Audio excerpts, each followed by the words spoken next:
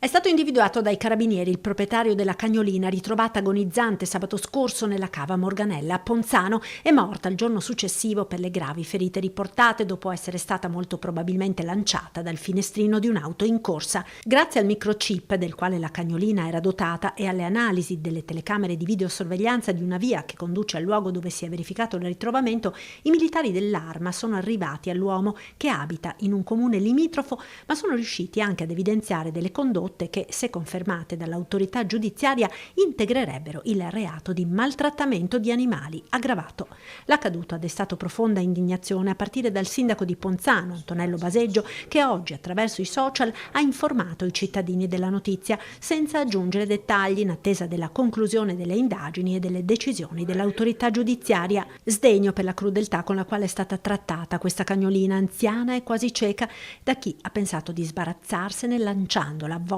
in un lenzuolo nella cava, tra l'altro a poca distanza dal canile, dove i volontari che dopo l'abbandono l'hanno soccorsa insieme ai veterinari EMPA avrebbero potuto prendersene cura prima. Siamo sulla strada giusta e a breve speriamo veramente che ci possano essere delle notizie che definiscano la parola giustizia e per la piccola. L'accaduto ha spinto il presidente nazionale dell'EMPA, Carla Rocchi, a chiedere al governatore Zaia di accelerare l'iter di approvazione della nuova legge regionale sul benessere animale.